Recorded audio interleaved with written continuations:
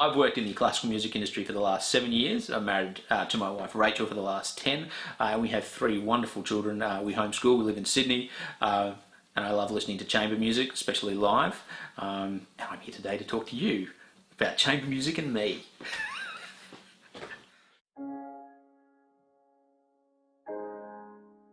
My dad was always listening to classical music, particularly piano and chamber music, and I must admit it took me a long while to get it. Like, why? I could understand orchestra music, it's big, it's exciting, but why would you want to hear just, 4 string players sitting there playing? It took me a long while to get what it was. And I think when I first saw it live, all of a sudden it started to make sense. So I can read music, but I didn't learn a lot of music theory. So I found that if I was listening to classical music, I would listen to it on the level of just listening to the tunes, which is, I think, how most people naturally, if we're not taught anything else, that's how we listen to music. So everything's judged on melody, maybe on beats as well, like that rhythm, but other than that, that's how we listen to it. It wasn't until I came across a book on Beethoven symphonies that just kind of broke it down. It explained what was going on, like what the composer was thinking, that I realised that classical music was on this completely different level, where it was not just about tunes. If they had good tunes, that was great, but it was also about how do you take these different themes, combine them all together in different ways.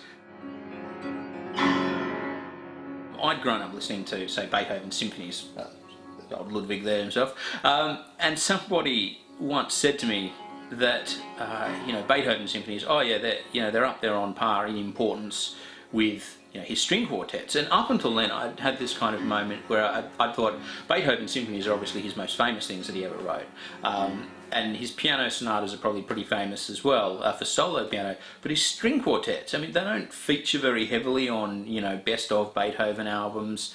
Perhaps if you're new to classical music, it's not the first thing you hear about when you think of Beethoven, but I started to read into it, or just have a little look into it, and all of a sudden I found that, for die-hard classical music fans who've been listening for decades, Beethoven string quartets were some of the absolute greatest masterpieces of Western music ever created. But it's something that, I want my kids to grow up with, so I kind of, take them along to concerts if I can, and just to get them used to the music, not because it's the only kind of music, but just because if you can grow up with this music, which is probably up there as some of the more difficult music to listen to. Don't know whether Musica wants to hear that, but it can be harder to get into. But from there, once you understand that and you have that as part of you, it's something you'll always have. And so, no matter what other type of music you go into, you'll have an understanding and appreciation for something that's great. I think having this experience of coming into this genre that I didn't at first like, and had to work out a little bit to understand, all of a sudden has opened my eyes that there's lots of music out there from lots of different genres.